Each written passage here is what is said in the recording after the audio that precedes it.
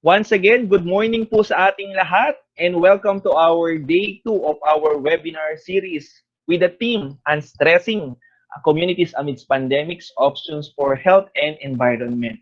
So without further ado, meron po muna tayong papremyo. Kuya Miggy, pwede na po natin i-flash. Yan. So gamitin lang po natin yung ating chat box kung paunahan tayo sa ating sagot. Okay? Aside from the Children's Forest Program, what programs of OISCA do you know?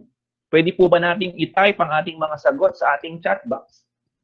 At meron tayong mga papremyo na niready sa ating mga participants. Okay, may nababasa na ako, may Green Wave. Ngayon. So, meron pa po bang iba? Green Wave Program. Yan. Very good. So, pipili po ang ating mga technical working groups from OISCA Manila kung sino yung mapipili nilang best answer dyan. Yan, okay.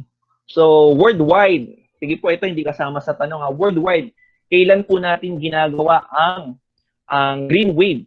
Tuwing kailan? Ayan, meron pang Eco Summer Camp. Ayan. Environmental Seminar, Reforestation, Plant Law, Rehabilitation of Mangrove Plantation, National Trainings and Webinar. Ayan. May, tama si Sir Hilbert. Ano yung exact date po? Mamaya check natin. Sir JM, next slide po.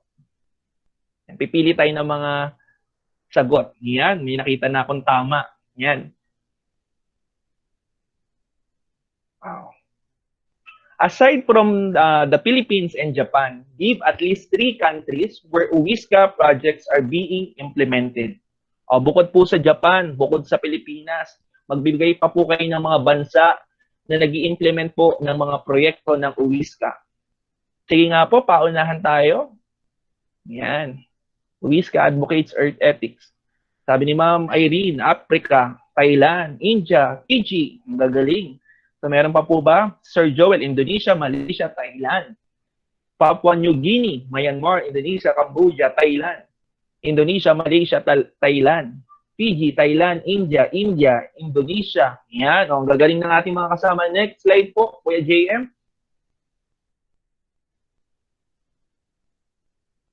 Yan. Ang daming sagot. Sri Lanka, kami nakita pa ako. Last slide na po ito, mga kasama.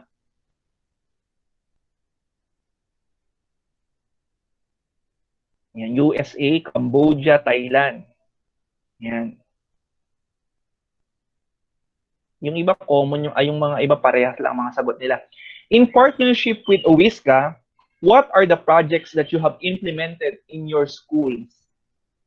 Sige nga po. Sa ating mga partner schools, ano po yung ating mga proyekto na in-implement na natin sa ating eskwelahan? Sige nga po, paki-chat nga po ang ating mga sagot sa ating chat box. Tree planting and greenway, tree planting program, tree planting, more on tree planting. Vermicomposting, very good, Sir Jose. Yan, tree planting, greening environment, symposium. Yan, tree planting program. Okay, so mamaya pipili po ang ating technical working groups nang padadalan po natin ng load at meron tayo pang iba pang mga prizes. Okay po. So thank you po sa inyong participation and without further ado, let us all stand for a prayer and followed by the singing of the Philippine National Anthem. Tayo po tayo lahat.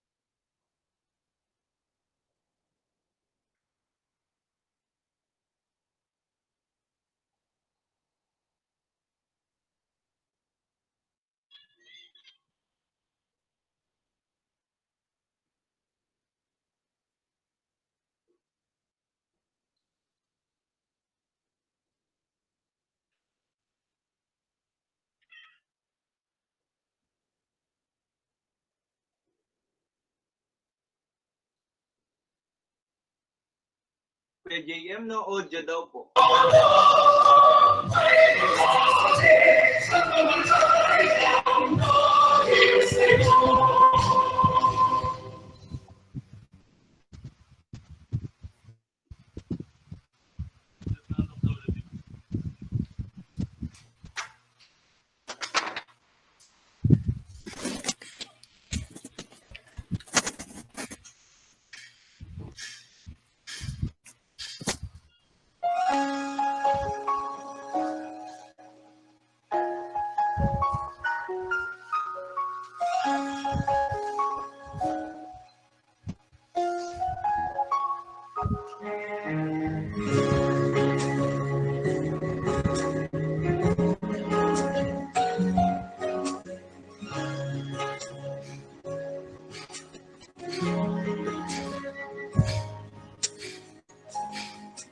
Ang ganda ng buhay, mahal kong Diyos.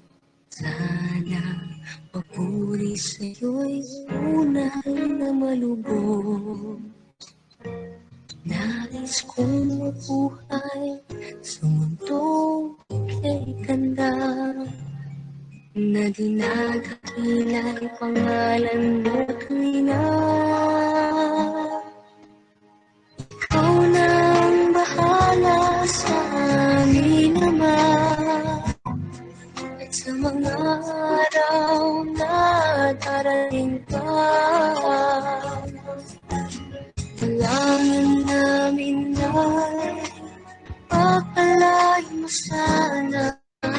Ikaw ang pag-ibig namin at pag-asa. Ikaw na ang bahala sa amin naman. At sa mga araw na darating pa, tanging sa'yo lamang hihingi ng awa. Sa bawat sandali, ikaw na ang bahala.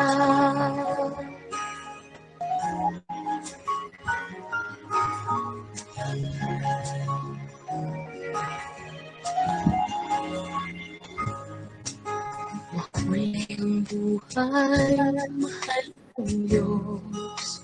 Sana pagmamahal mo sa mundo'y bumuhos. Salamat sa pag-ibig na nasa puso ko. Salamat sa buhay na galing sa'yo.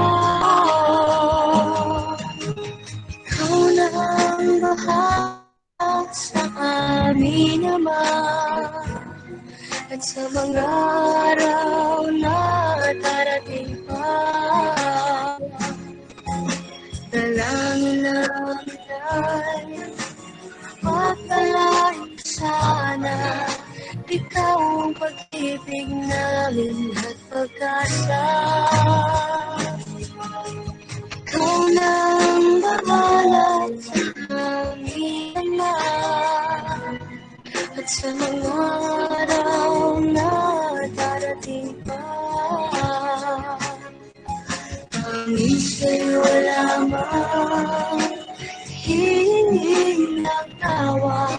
Sa bawat sandali, ikaw na ang bahala. Ikaw na ang bahala sa amin naman. At sa mga araw na darating pa, dalangin namin ay mapalain sana. Ikaw ang pag-ibig namin at pag-asa. Ikaw na ang bahala sa amin naman. At sa mga araw na darating pa, tanging sa'yo lamang hihingi ng awa. Sa bawat sandali, ikaw na bahala.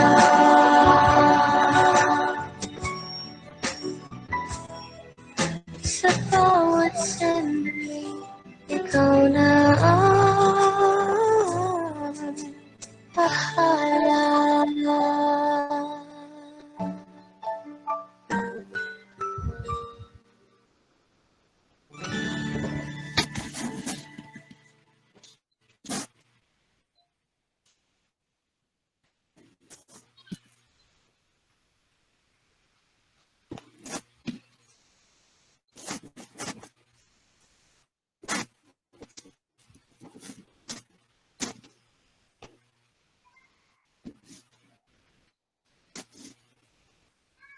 Avoid po natin na mag-present po para po hindi po natin maano po yung presentation po from OISCA Manila po. Paklik na lang po ma'am yung stop presenting.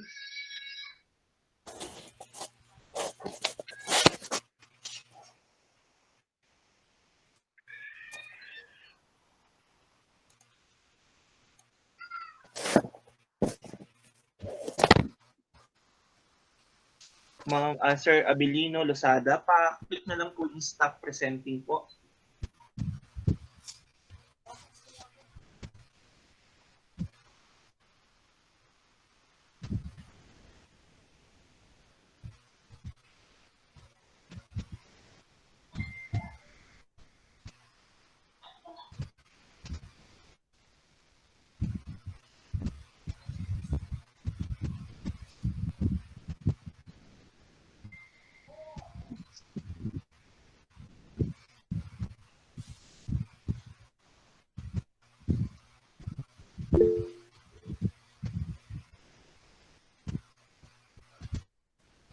Yan.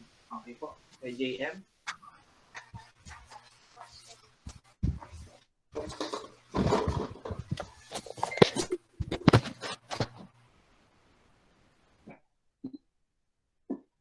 Okay po. So, good morning po ulit. And bago po tayo mag-start, let me present to you po yung ating netiquette sa ating pong webinar. So, Kuya JM, pa-present po. A few reminders lang po para po sa ating webinar.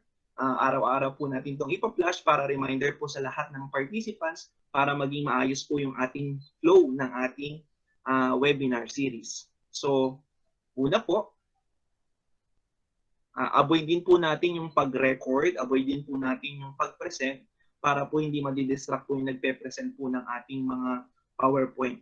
So, number one, use your real name during this webinar series. So, may ilan pa po tayong mga kasamahan, mga participants na gumagamit lang po ng mga alias or mga nickname po nila. So, gamit po tayo ng real name sa ating pag-join sa ating webinar series. Next, Kuya Miggy. Yan.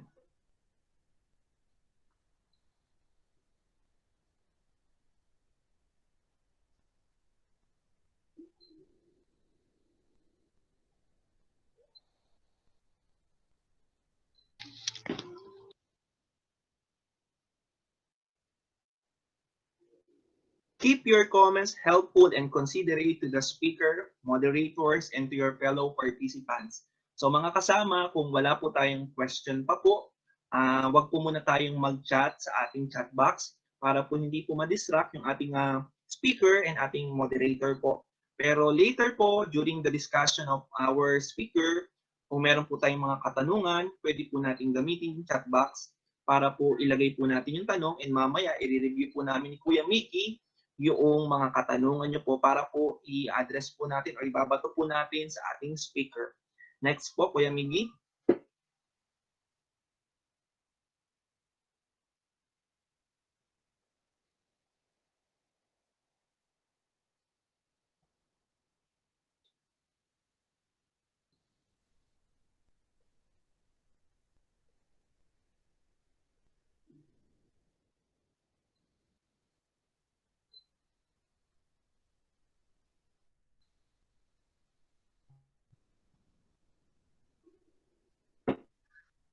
Third slide. turn off your microphones when our resource person is speaking. So mostly po ng ating participants today ay nakamute na po. So kapag hindi po tayo magsasalita, nire-request lang po namin, kaming mga technical working group, na paki-off po muna natin yung microphones natin para po hindi po natin marinig yung mga unnecessary noise sa paligid po natin at para po hindi rin po ma-distract ang ating pong speaker sa kanya pong pag-discuss. Maraming salamat po. Next po, Kuya Miggy.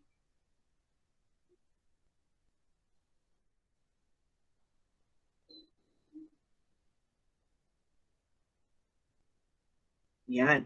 The speaker shall entertain your questions after the discussion. So meron po tayong open forum after po mag-talk ng ating speaker. If you want to ask a question, write first your name, your school, or your affiliation, then your question in the chat box. Okay po?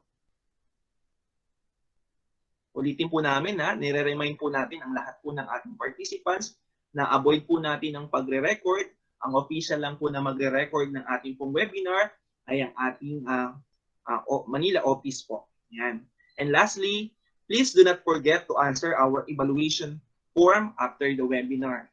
Later po, i-discuss po ni Ma'am Mabet sa reminders po natin yung pagsagot po natin sa evaluation form katulad po ng ginawa natin kahapon.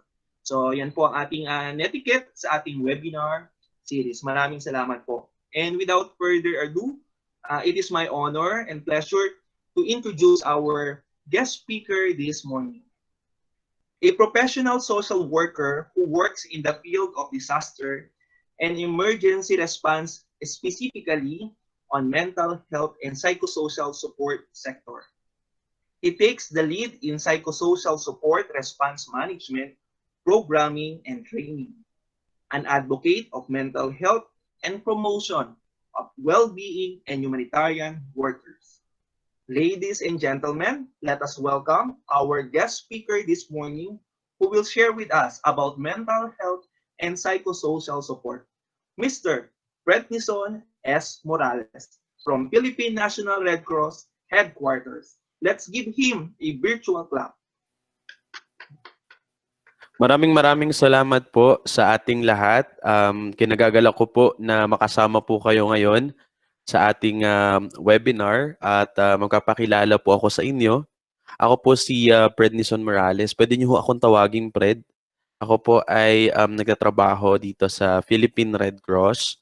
Naka-base po ako sa National Headquarters and I'm the focal point of the Philippine Red Cross for Psychosocial Support.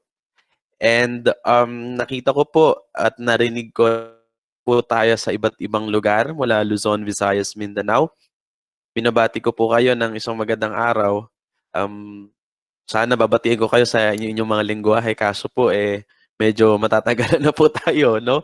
So ang dami po nating mga kasama mula sa North, South, East, West, ano po.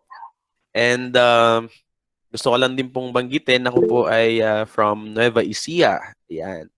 And naging former teacher ko po si Sir Hilbert. So ayan, medyo mabubuking na po yung edad ni Sir Hilbert for this. Okay?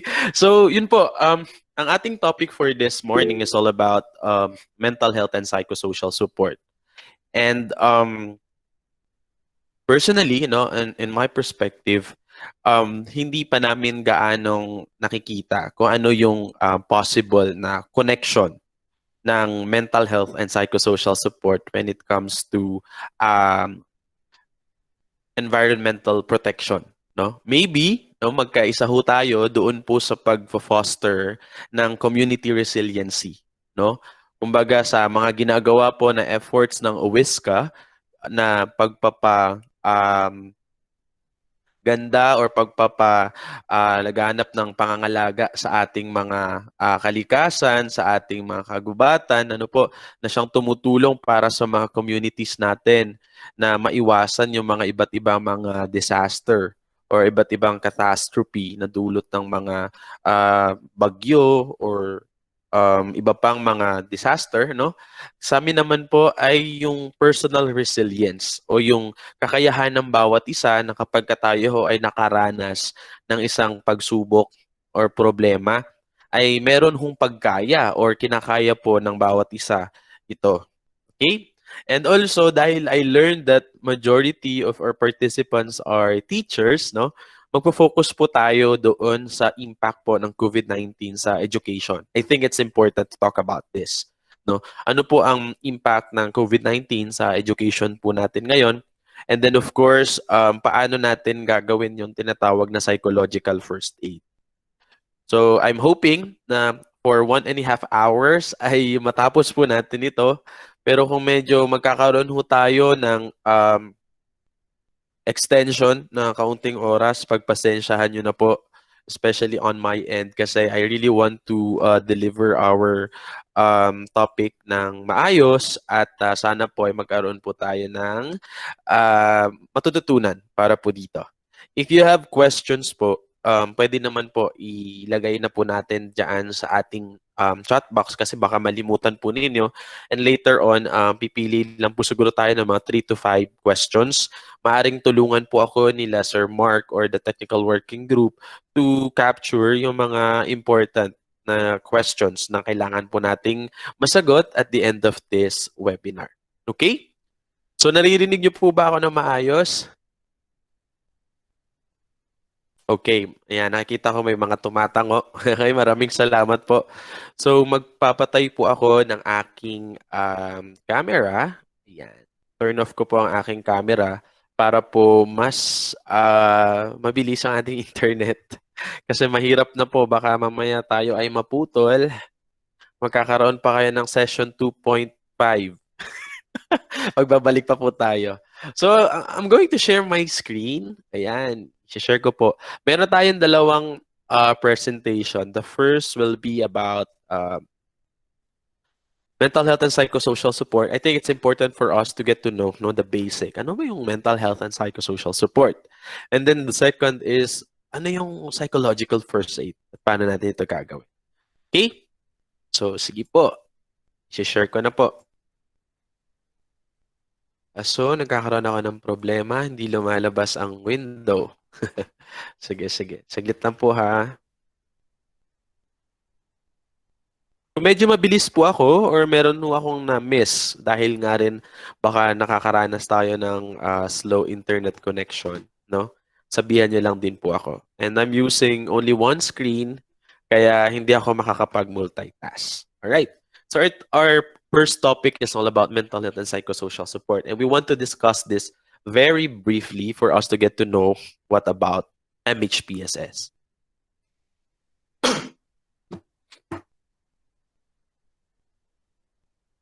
So dito, pag-usapan natin yung 4 na mahalagang puntos, no? Una is yung ating sitwasyon ngayon. We want to give you a complete picture kung ano yung reality na nararanasan ng Philippines, no? Ngayong pandemic na ito. Pangalawa, ano yung impact ng pandemic sa edukasyon or in our education system? Pangatlo, bakit ba natin kailangang pag-usapan ng mental health and psychosocial support? And pang-apat, ano yung mga rekomendasyon o maaari nating gawin or we need to consider sa atin kayo po ng mga guro, no, na magsasagawa ng ating trabaho for this school year. So, ano ang nangyayari ngayon? So, alam naman natin ang Philippines or ang ating bansa ay palagi ang nakakaranas ng iba't ibang disasters. Hindi lang disaster, armed conflict, no? May mga iba't ibang health emergencies din, kagaya ng dengue, measles, no? Pero hindi ganun kagrabe. At ito pong pandemic ay unusual. Hindi po ito natin nararanasan. And based on my honest observation po, I can say na we're not prepared and we're not ready in this kind of emergency. Ano po? Even the local, the national actors, ano po? I mean, the national government and the local government, even other humanitarian actors, we are not prepared in responding to this kind of emergency because this is unusual. This is quite new. Okay? At dahil sa pandemic, no, nagkaroon ng mga quarantine measures kung saan meron po itong epekto doon po sa ating ekonomiya. No, tandaan nyo, sa isang pandemic, sa isang health emergency, hindi lamang ito usapin ng kalusugan, no? Ito ay usapin ng pangkalahatan. Maaring may kinalaman sa ekonomiya, may kinalaman sa iba't ibang salik, no, na nakakaapekto sa buhay ng bawat isa. So dahil marami ang nag-lockdown, no, hindi pwedeng lumabas, maraming Pilipino ang nawalan ng trabaho at yung mga kagaya ho namin, ang mga mahihirap na Pilipino ay maaring naapektuhan. Lalo na't yung isang kahig, isang tuka na hindi makapagtrabaho, kung hindi sila makapagtrabaho ay wala pong kakainin, no? So apektadong-apektado po sila. And even wala pang pandemic, yung pag-access natin sa health service and other social services available ay hindi ganon kadali. How much more na ito ay pinahirap ng quarantine measures, no? Hindi ka makalabas. You need medical attention dahil although hindi siya COVID because of the precautionary measures, no? Hindi ka pwedeng pumunta ng hospital. Okay? Kailangan mo ng social support. Kailangan mo ng tulong mula sa DSWD. You cannot access them kasi hindi tayo makalabas. And of course, sa inyo po mga guro, yung disruption ng classes, yung biglaang tigil or pagtigil ng mga classes. O yung worst, ang dami kong na-meet, no? Sila daw ay mga galing sa private school at na-retrench sila because of this pandemic. So may mga ganun din po. At kung napansin natin for the past days, ay maraming mga OFW. Ang tawag natin sa kanila is returned OFWs na pinabalik ni repatriate dito po sa ating bansa. At ito ay mga kababayan natin na napuudlot yung kanilang pagtatrabaho sa ibang bansa. Maaring meron silang mga hindi pa nila nakuha yung kanilang mga sahod, hindi nila natapos ang kanilang kontrata and all. Sa unang buwan o mga unang araw ng pandemic na ito, nabahala din tayo dahil may mga balita patungkol sa pagkasakit ng ating mga medical workers, no? Ng ating mga frontliners. Napapagod na po kaming mga frontliners, no? Up to now. At nagkakasakit. Ang nakakalungkot po dito ay namamatay dahil po sa COVID-19. Marami din po ang nakakaranas ng stigmatization, no? Sa mga tao na naka-recover ng COVID-19 kasi hindi lamang po pagkatapos ng quarantine, naka-recover na tayo, ay okay na tayo, no? Tandaan po natin for those who have recovered COVID-19, they might be experiencing stigmatization, no? Maybe discrimination in the community. Nag-iiba yung tingin nila doon sa tao, lalo tigit na may kakulangan sa pag-intindi tungkol sa COVID-19, no? Ang isang komunidad. Doon po sa mga family members ng mga pasyente, target din ho sila ng stigmatization and discrimination as well as being exposed to that person, no? Pati rin po yung patuloy na pagtaas ng mga positive cases. Araw-araw, no? Talagang libo-libo ang nadadagdag po sa atin, no, ng mga positive cases. And of course, ang nakakalungkot ay pati rin po yung mga death tolls. Yung mga tao din po na may mga mental health problems or for us, we call them mental health strugglers, no? Ay na-aggravate yung kanilang mga feelings, yung mga symptoms na meron po sila. Or for those who have recovered before, no, maaaring nagkakaroon sila ng relapse. Ako po, I have personal experience, no, dealing with these people since we have established our helpline. Madami ang gustong magpakamatay, no? Or mga nag-a-attempt magpakamatay. Or some are reporting na their loved one would like to kill themselves, no?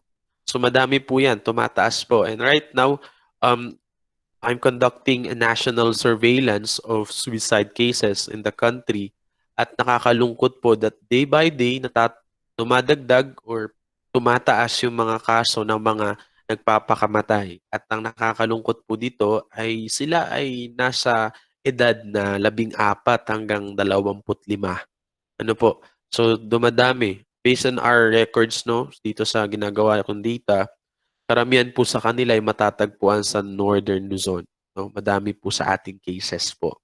Sa ngayon, no, mas lalo po itong nag-aggravate the feelings of hopelessness, feelings of depression, anxiety that might be factor or factors, no, kung bakit gustong magpakamatay po, lalo tigit ang mga kabataan.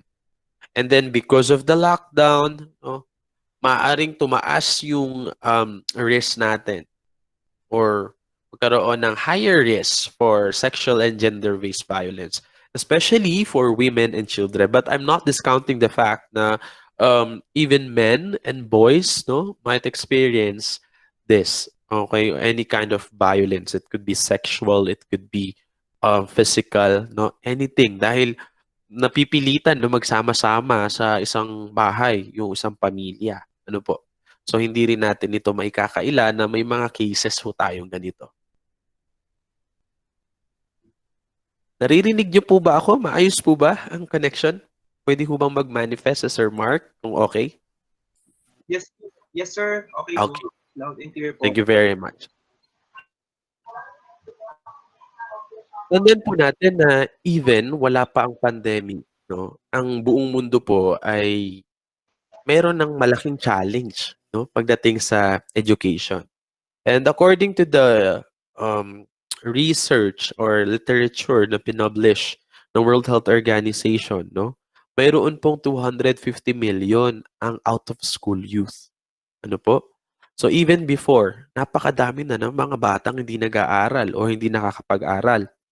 At merong 800 million naman po na mga adults na illiterate or hindi marunong magbasa, magsulat at o magbilang, no? So before, no, ganito na yung sitwasyon natin. And dahil tayo ay nakaranas ng pandemic, nagkaroon din to ng impact sa ating education system. I haven't read any documents na nilabas patungkol sa Philippines, no, paano naapektuhan ang Philippines. Pero according po sa ginawang study ng World Health Organization na global perspective, nitong April, no, 2020, 94% of learners worldwide were affected by pandemic. No? So gaano kadami ang 94%? Roughly estimate 1.58 billion children and youth from preschool, primary level to higher education, no? For 200 countries. Ito ay hindi lamang usapin ng pagtigil ng pag-aaral. Ano po? Maaring una-una, on the psychosocial perspective, ang biglaang ang biglaang paghinto o ang biglaang pagbabago ng ating education system ay may epekto ho sa development ng isang bata, no? Ito ay may epekto sa kanila. Ang sudden change ng sense of normality ay maaaring makaapekto sa kanila, maaaring sa kanilang mga moods, sa kanilang feelings, no, sa kanilang mga reactions. And of course, no, we're not only talking about their psychosocial, maging yung mga socio-economic aspect. Napakadaming mga batang hindi nakakapag-aral even before. Or maaaring may mga bata na nangangarap na makapag-aral this 2020, pero because of their vulnerabilities and being part of the marginalized sectors, they will no longer attend schooling. Ano po? So, ito yung iba pang mga nagiging problema ng mga bata at ng ating education system up to now. Isa po dito din yung tinatawag natin na digital marginalization, no? Napakaraming mahuhusay na mga guro, no? Lalo tigit po dun sa pinanggalingan ko. Maraming mahusay na guro, pero ang problema is paano naman makaka-access yung mga bata dito, no? Dahil wala silang mga gadgets, no? Wala silang mga means para gawin po ito. So yun lamang po yung mga iba't ibang mga challenges. And according din sa nilabas ng World Health Organization, a policy brief on education during COVID-19 and beyond, it was released by August 2020. They identified some, no, factors or mga impact ng COVID-19 sa pandemic. Okay? So number one, closure of schools and disruption of education. So meaning, may mga nagsarang school. So pag may nagsarang school, no, may mawawalan ng mga trabaho ng mga teachers, may mawawalan ng opportunity na makapag-aral as well. The disruption of education, no, considering na meron tayong iba't ibang uri ng mga learners, hindi lahat ay akma para sa distant learning, no? Maaring meron din tong epekto sa quality ng edukasyon na matatanggap po nila. All levels of education and training are affected. So we're also talking about the technical vocational education, no? So sila din po ay apektado, yung mga vulnerable and marginalized young people, youth, no? Na gusto na magtrabaho, ngunit wala silang technical vocational skills, ay hindi sila ngayon maka-access dahil nga sarado po or hindi pa gaano nagpa-function. Yung exacerbation of disparities in learning opportunities. Like what I've said, no po, we have different kinds of learners. Hindi ko po sinasabi yung fast or slow ha. Ang ibig ko sabihin, those who have disabilities, no? Persons with disabilities, those who belong to the poorest of the poor, those who belong to an indigenous community, no?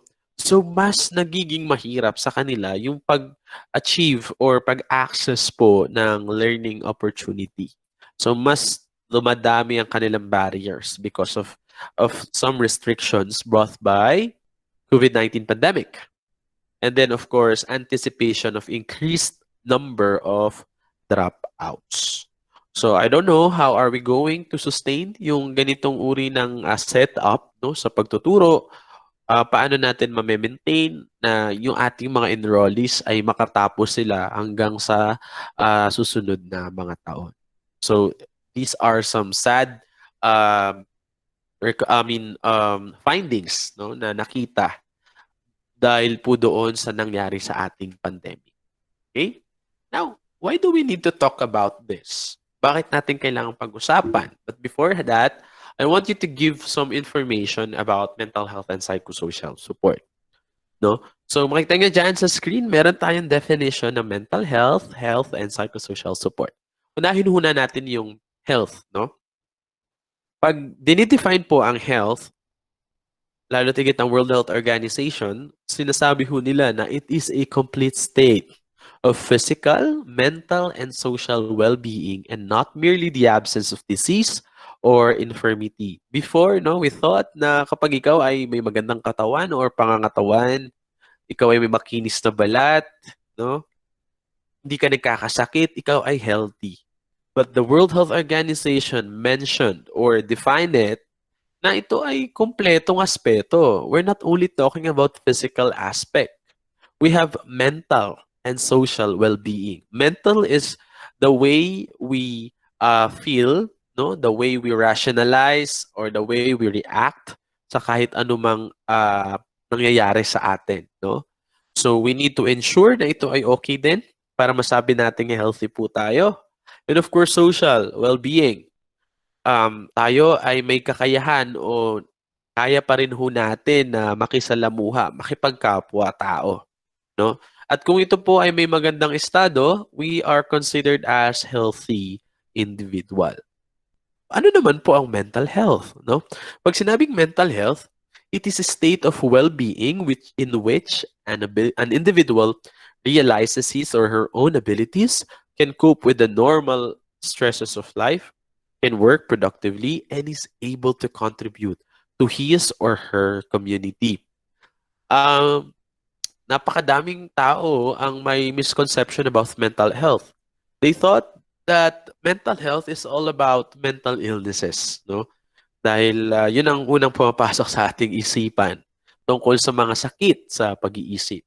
Pero dinedefine ito, no, ng World Health Organization bilang isang aspeto, no, isang aspeto ng individual kung saan tinutulungan, no, tayo na ma-realize yung ating mga potentials and ating abilities, no, na matulungan natin ang ating sarili na makapag-cope sa mga stress na nararanasan natin araw-araw at maging productive, no, ma-develop natin ang ating sarili para nang sa gayon ay makapag-contribute tayo sa ating community. Try to imagine, no? Meron hong dalawa na dulo, no? Or it is an spectrum kung saan sa isang bahagi ng isang linya, makita ho natin dito ang MI. At sa kabilang bahagi naman ay MW, no? At ito po ay isang spectrum. Ibig sabihin, maaaring andun tayo sa gitna ng yon. Ang MI po ay nag-represent ng mental illness at ang MW ay nag-represent ng mental wellness. So every day, dahil sa mga nararanasan nating mga challenges sa ating buhay at sa mga ginagawa natin para matulungan natin ang ating sarili, maaaring tayong gumalaw o maaaring maiba ang ating estado. Tayo ba ay nasa normal na aspeto o maaaring tayo ay napupunta na doon sa mental illness o nakaka-develop na tayo ng iba't ibang mental health concerns? Or tayo ba ay may mga ginagawa para mapayaman ang ating kalusugang pangkaisipan o nagkakaroon tayo ng lusog isip? Na-attain natin yung tinatawag na mental wellness. So ganun lang po yun. Kagaya lang din yan ng pag-maintain ng ating katawan, ng ating physical health. Dinefine naman ng International Federation of the Red Cross ang psychosocial support bilang isang proseso kung saan ito yung ginagawa natin upang matulungan natin ang isang tao na mapabilis, ma-facilitate natin yung pagbangon nila, no? Dulot sa isang critical na sitwasyon na naranasan nila or maaaring sila ay nakaranas ng mga iba't ibang crisis, no, sa kanilang buhay, matulungan natin sila na makabangon muli, no, mag-bounce back. Sa amin po, sa kabukiran, no, or sa atin, baka naaalala po ninyo kapag meron tayong bamboo or mga kawayan, hindi po ba kapag umuulan o humahangin ng malakas or bumabagyo at kinabukasan makikita ho natin ito ay nakadapa na po, no?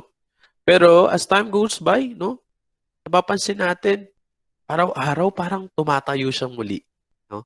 Yun ay isang konsepto ng resilience o ng pagiging matatag, no? Maaring tayo ay makaranas ng maraming problema, maraming krisis sa ating buhay, maapektuhan tayo. Ang mahalaga ay matulungan natin ang ating sarili na bumangon muli at magpanumbalik sa dati nating functioning. May mga tao na hindi kayang bumangon mag-isa. May mga tao na kahit walang tumutulong, ay kaya nilang tulungan ang kanilang sarili. So tayo, pag nagbibigay tayo ng psychosocial support, no, tinutulungan natin sila na palakasin ang kanilang sarili upang maging matatag para nang sa gayon ay makabangon muli sila sa kanilang mga problema or pagsubok. Okay? Why do we need to talk about mental health and psychosocial support? So nagbasa-basa ako, no? I think it's important na malaman ng mga learners, ng mga parents at ng mga teachers ang tungkol dito.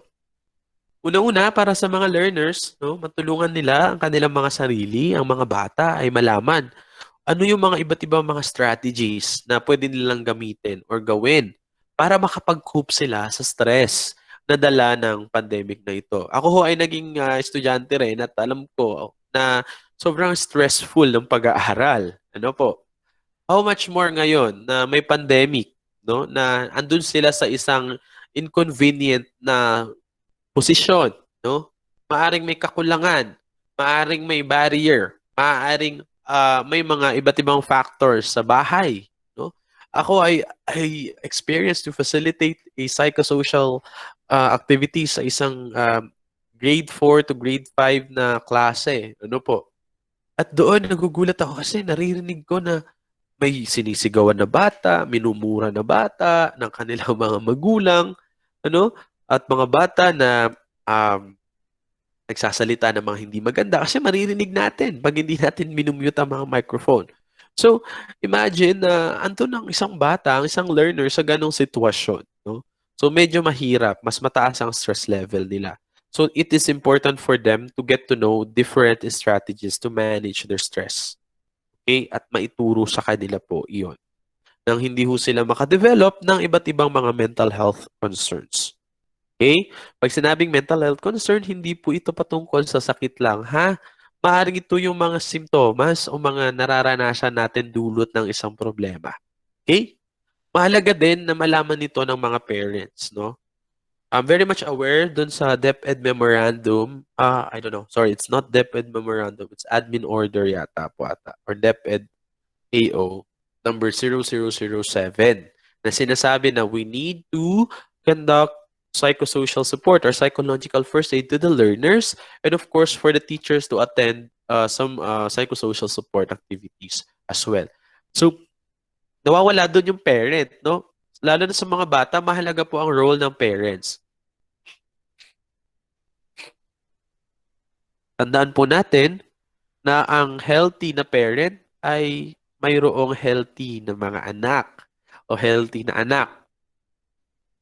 Kung sila po ay matutulungan natin na makakope din sa kanilang mga sitwasyon, no? Ganon din po yan. May sarili-sariling mga problema ang bawat isa. Mapamagulang, mapabata, ano po, ang mahalaga ay natutulungan din natin sila. And of course, huwag natin kakalimutan ng mga teachers. No?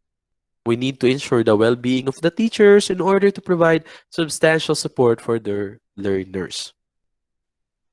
Ang mga teachers ay kagaya din po ng iba't ibang mga professionals, no? Iba't ibang mga workers, ng mga tao. No? Pare-pareho tayong tao na napapagod, nahihirapan, no? So, kailangan din masigurado natin na meron tayong tamang pagsuporta para sa mga guro, no? At hindi lang ito sa pamamagitan ng mga webinars, hindi lang ito sa pamamagitan ng pagsaludo sa mga teacher, pagpapalakpak sa mga teacher, kundi masigurado natin na ang kanilang trabaho ay hindi nakakaapekto o nagbibigay ng negatibong epekto sa kanilang kalusugan. Maaring may kinalaman sa sistema sa loob ng administrasyon ng paaralan. Maaring may kinalaman nito sa pagsuporta sa guro, no? Doon sa loob ng isang paaralan. O maaring may kinalaman nito sa compensation na nare-receive ng mga teachers para naman masuportahan ang mga pangangailangan nila. Pag pinag-usapan ng mental health and psychosocial support, it's not always clinical. No? Ang clinical part lang ay yung kapag nagkaroon na ng sakit or doon tayo sa curative level na sila, no? Or mga curative intervention. Pero malaking umbrella ho ito, no? Lalo na doon sa mga preventive activities. And we will not wait for someone to develop mental illnesses, no po. So kailangan masuportahan natin, matulungan po natin sila. At ngayon, no, lalo tigit sa ngayon, unlike before, hindi natin pinag-uusapan ng mental health, no? Kailangan na ho natin itong isama sa ating agenda. Kailangan na ho natin itong pag-usapan. Ito ay kasing importante ng iba pang mga issue, no, na dapat ho nating binibigyan din po ng pansin. Ano-ano po yung nire-recommend ng WHO o nung policy guide, no, para po sa lahat? Number one, isulong yung kaligtasan ng lahat. Ibig sabihin, kung hindi safe, huwag ituloy, no? I-check muna. Kailangan mabalance natin kung talaga bang dapat or kailangan na natin silang papasukin o ito sa ating activity na to, i-require natin na pumasok ang mga bata para ma-receive nila ang kanilang materials na gagamitin. We need to think about, is it safe for, number one, for you as a teacher? Or is it safe for you as a worker? Number two, if it's safe for the learners, no? And if it's safe for the community as well. Okay? Lalo pa nating paigtingin yung coordination with local health authorities, no? Ito po ay hindi lamang dapat aksyon ng ating paaralan o ng sektor ng edukasyon. Malaking bagay po ang ganagampanan ng mga local health authorities natin. To the cities, meron tayong city health office. To the municipal levels, may mga municipal health officers, no, na kailangan nating itap, mga doctors, specialists, and experts that might talk about COVID-19 that will educate us, no? How are we going to prevent na makontract natin ng virus? I'm not sure if lahat ng teachers ay alam ang COVID-19 at paano ang gagawin kapag nahawakan nito o ano yung mga gagawin, how to prevent the infection, no? Next is we need to support the teachers, no? Before, napakadami ng challenges po ng ng pagtuturo, no? Alam ko po yan dahil ako ay galing sa pamilya ng mga teacher, no? Mula tito, tita, nanay, tatay, pinsan, lahat sila teacher. Well, yung aking magulang, hindi ho sila nagtuloy sa pagtuturo. Pero I know kung gaano ka-demanding ang trabaho. And wala pa po doon yung mga personal issues, family issues as well, no? So napakahirap. So we need to ensure na sa workplace o sa mga ginagawa ng ating mga guro, sila ay nasusuportahan. Ano po? Inclusive reopening of classes, no? You need to consider, yun nga yung sinasabi ko, those who belong to the marginalized, to the vulnerable sectors, no? Sino-sino po yun? Yung mga persons with disability, paano sila makaka-access ng education? Para doon sa mga may hirap na walang mga gadgets, no? Walang pagsuporta. We need to consider them. Paano ba sila makakapag-participate or makaka-access pa rin ng edukasyon? Dahil ang edukasyon ay para sa lahat. Ito ay karapatan ng bawat isa. And then we need to listen the voices of all concerned, no? Isang magandang tool po ito, ang consultation natin with the, not only with the PTA, it should be at the level of the learners. Baka mamaya, we thought na ang ginagawa natin ay tama, effective and all, no? Dahil ito ang sinasabi ng division. Ito ang sinasabi ng region, no? Ng national. We need to consider, is it friendly for the learners? Is it safe for them? You need to ask them, no? We need to listen to their voices, to the parents, no? Ano yung nakikita nila na mas makakatulong? And again, we need to enhance consultation and communication mechanisms. Okay? Information can save lives, no? So mahalaga na nabibigyan natin ng tamang impormasyon ang lahat ng taong involved dito. And of course, yung consultation natin sa mga authorities, no? Consultation natin sa mga key actors, magkaroon tayo ng magandang flow of communication and consultation. Para naman po sa mga nanay, caregivers, and community members, no? Habang yung mga anak po nila ay wala pa po sa school, ito po yung mga ibang mga pwede nating i-recommend.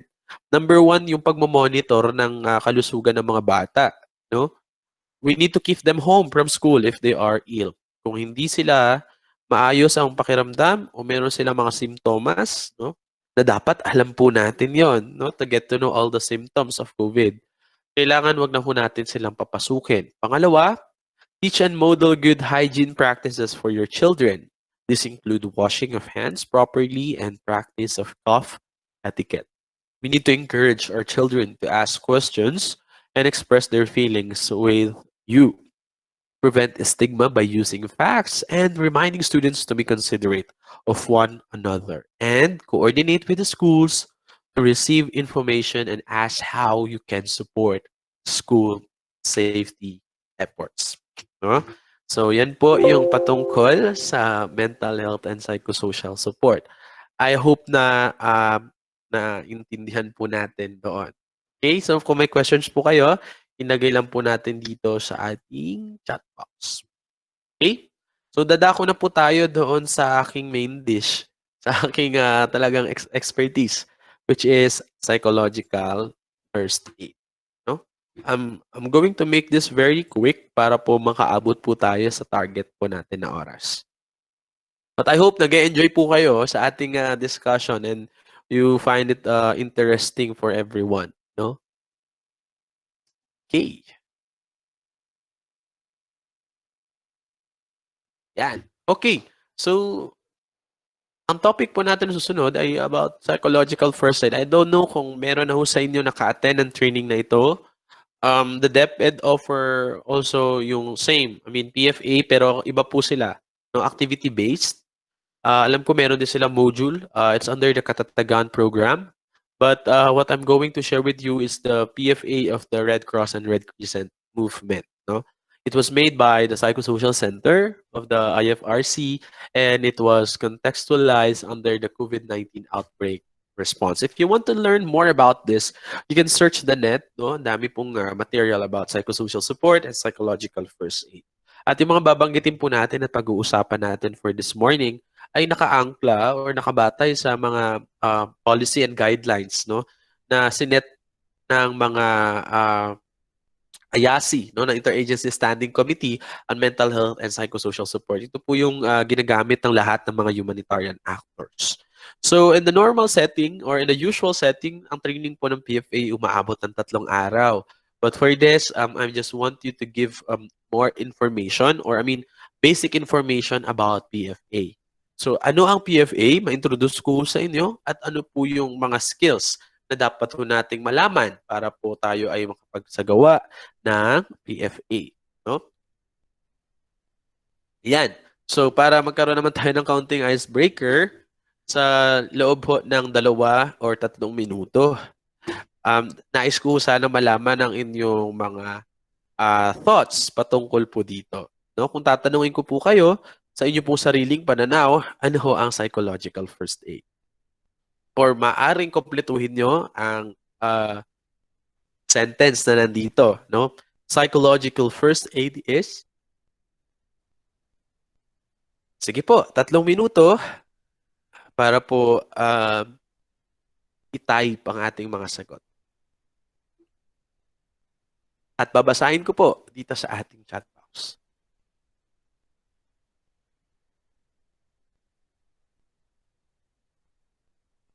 Alright. Tulong para sa mga merong mental illness.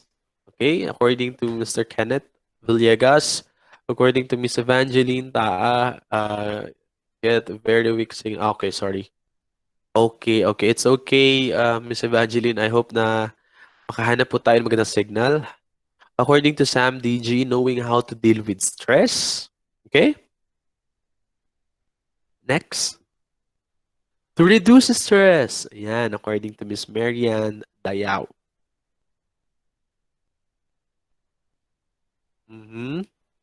According to Miss Vivian, psychological first is a way of taking away the stresses in oneself. Psychological first aid is designed to reduce stress. It's a simple way to help weak mental or depression or stress. Or doon po sa nakita ko kanina, meron ako nakita na parang grupo, no? May grupo po, parang class na naka-stream lang sila dito. So hello po sa inyo dyan. Pasensya na kayo kung hindi kayo makasagot lahat, no? But anyways, pwede ko kayong magchika-chikahan dyan kung ano po yung pagkakaintindi natin. Okay, very important to understand more the children people. PFA for me is a key or a tool to us to learn how to survive and cope up with different problems or trials that we are facing nowadays. There's a lot of things, no? Ang dami natin pwedeng sabihin pag pinag-usapan po natin ng psychological first aid. Pero ano nga ba ang psychological first aid, no? Iba't ibang definition ang binibigay ng PFA, no? May definition ang WHO, may definition ang Department of Education, no? May definition ang Department of Health. Sa amin din po, no? Ito ang aming definition or dinidefine namin ang psychological first aid as a set of skills and knowledge that can be used to help people who are in distress. Nakikita namin ang PFA bilang hindi lamang isang intervention, kundi ito ay mga iba't ibang uri ng kakayahan at kaalaman na ginagamit natin sa pagtulong sa tao. So kung pag-usapan natin ng pagtulong sa isang taong may problema o nasa isang critical na sitwasyon, ano-ano kaya mga skill na ito or knowledge na dapat meron po tayo? And second is a way of helping people to feel calm and able to cope in a difficult situation. Okay? Ano yung mga skills and knowledge na yon? No? Una, of course, dapat alam natin kung paano i-assess ang isang sitwasyon, no? Hindi naman ang PFA ay hindi lamang pakikinig, no? Dapat alam natin kung ano ang ating pakikinggan, paano natin malalaman ang problema, no? So you need to know how to assess a situation. And we're talking about different reactions, no? Kasi a person who are experiencing a critical situation might express different reactions. So you need to have familiarity with common patterns of reactions to crisis. You need to identify what are the normal and the severe reactions. You need to know how to differentiate, no? Dapat alam mo kung ito ba ay normal na reaksyon lamang o ito ay nangangailangan na ng tulong ng isang profesional. Okay? Next is, Paano natin i-approach ang isang tao na may problema at paano natin ito papakalmahin? Napakadaling sabihin, no, na pag may problema, reach out, be someone na pwedeng pagsabihan. But the question is how? How are you going to approach someone? No? Hindi lang naman yun basta nag-text ka ng kamusta ka or hello, no? Or nag-approach ka sa kanya. You need to know the respectful way of doing this. And of course, how to provide emotional support and practical help. When we talk about emotional support, it's not about, ano po, it's not about pagpapalabas ng kanilang nararamdaman. Okay? Hindi ko natin sinasabi na, oh friend, ilabas mo lang yan, makakatulong kung ilabas mo. Sige na, iiyak mo yan, sumigaw ka, and etc. It's not emotional support. Emotional support is being someone, no, na nandun ka, karamay ka, kapag ka ang isang tao naramdaman nila na ikaw ay capable of doing that support, they will freely, ano po, express their feelings and emotions, no? Kusa po yan. At hindi rin natin ini-invalidate ang kanilang nararamdaman. If they are afraid, if they are angry, if they are sad, hopeless, no, or feelings bad about themselves, it's okay. It's normal. It's normal na maramdaman niya po yun. Especially if nakakaranas siya ng isang critical na situation. Okay? And it's valid. It's completely valid. Right?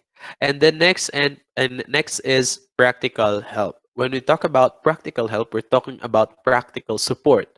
The person needs something para kumalma, we need to give that. Like for example, food, hot meals, or blanket, no? Anything that will help the person to ease kung ano man po yung kanilang nararamdaman. Alright. And also, para meron din tayong game, no? Meron po akong tinandan true or false dito. Ilalagay nyo lang po kung true or false ang inyong sagot dito sa ating chat box, no? Ipa-flash ko po ang iba't ibang mga sentences or iba't ibang mga situations. Sasabihin nyo po sa akin kung ito po ay true or false. Okay? Kung kayo po ay makaka-perfect ng sagot, no? Meron pong hinanda si Sir Mark sa inyong papremyo. Okay? But if not, it's okay. No, it's okay na hindi tayo maka-perfect. We just want to know what is our understanding about PFA. Okay? Number 1, true or false? Psychological first aid is something only professionals do. True or false? Alright. Ayan. Sabay-sabay po tayo sa mga sagot. Okay. Thank you. Number 2. True or false? Psychological first aid is comforting someone in distress and helping them feel safe and calm. True or false? Alright. Nakaka-excite tignan yung mga sagot pagka tinatadtad po natin yung group chat, no? It's very good. Okay. Salamat po. Next. Psychological first aid is professional counseling or therapy. What do you think? Is it true or false? Alright. Medyo hati ang ating sagot. Ito ang hirap sa mga online class, no? Ang hirap pong magsagot-sagot, magpa-activity. Ayan. Pero kung ito po ay Zoom, meron po talaga siyang poll question, so madali lang. Alright, next. Psychological first aid is asking someone to analyze what has happened to them. Is it true or false?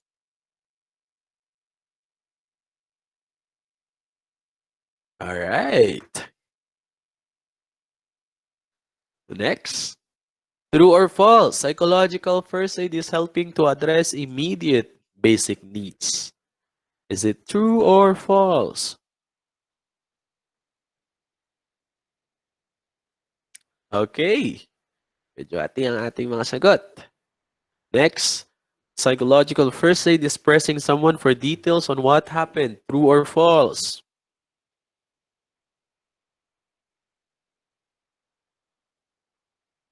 All right. Next. True or false? Psychological first aid is helping people access information, services, and social supports. Is it true or false? Yan. Alright. Other.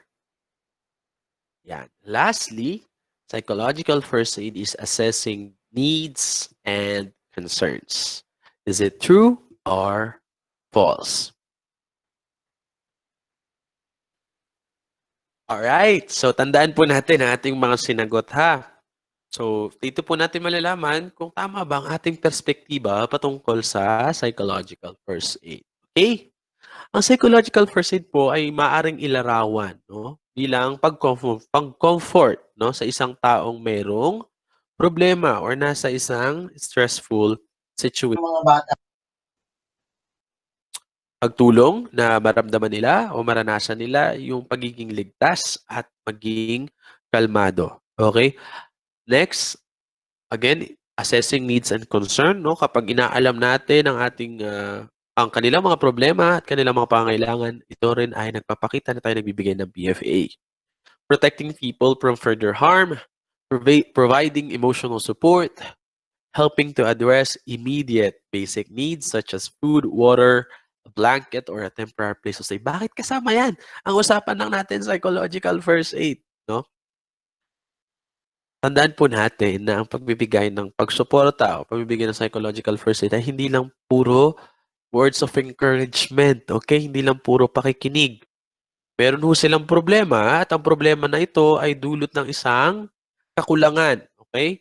If we define what is a problem is an unmet need o yung kulang, no? At kapag meron tayong problema, meron tayong may mga reaction tayo, no, sa mga problema na ito.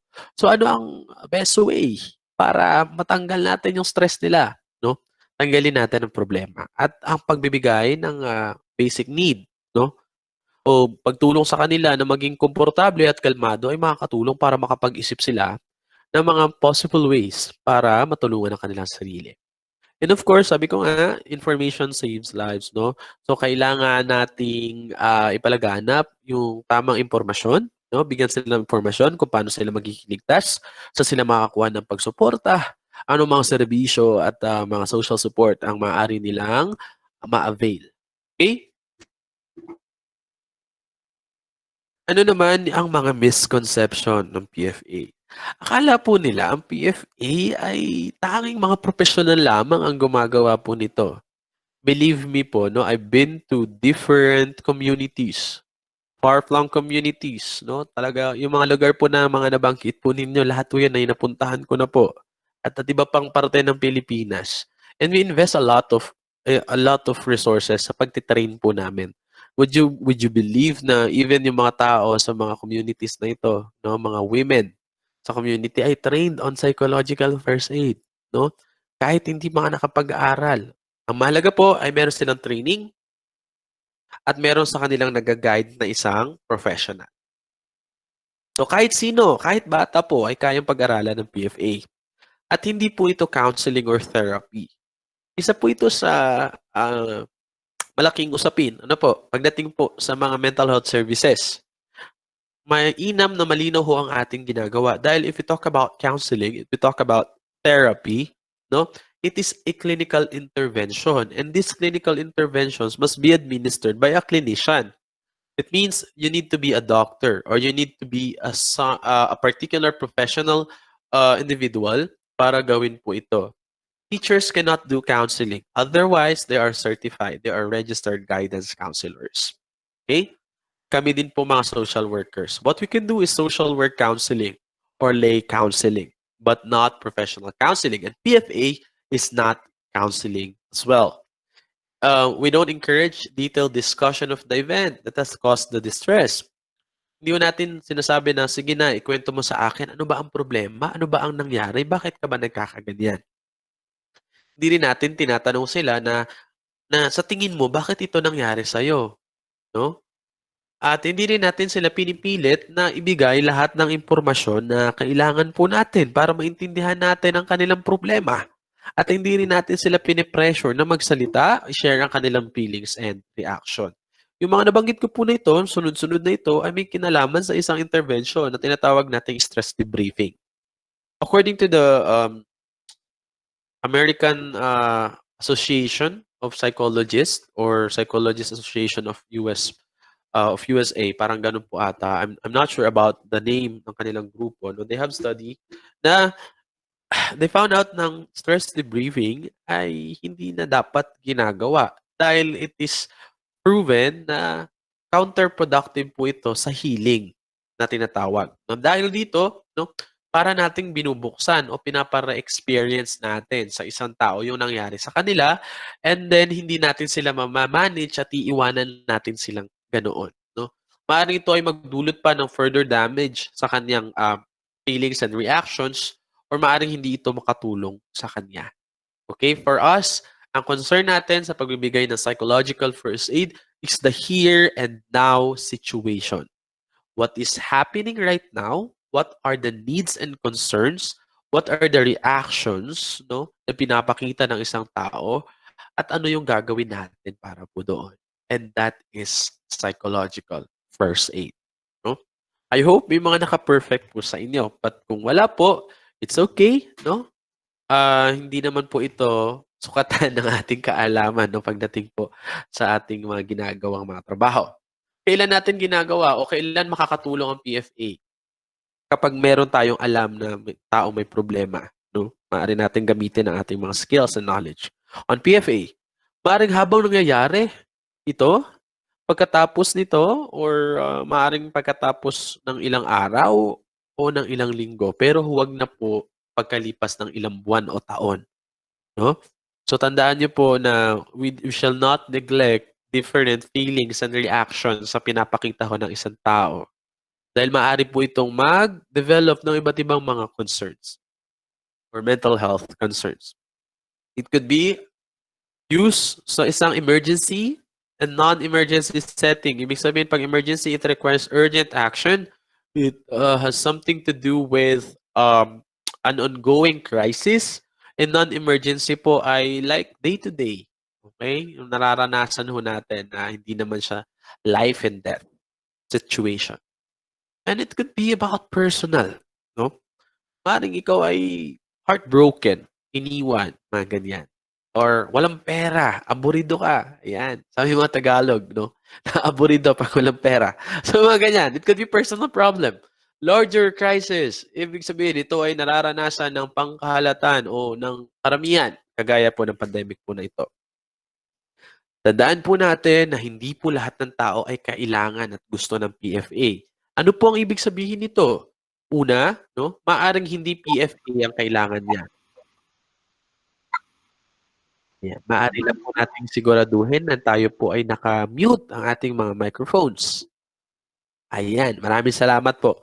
Una, maaaring hindi PFA ang kailangan niya, kundi ibang uri ng intervention. It could be medical intervention. If it is life and death situation, no, it is good that we know how to do PFA, but it requires urgent action. Kailangan niya ng medical attention. So we need to refer the person immediately sa mga medical personnel.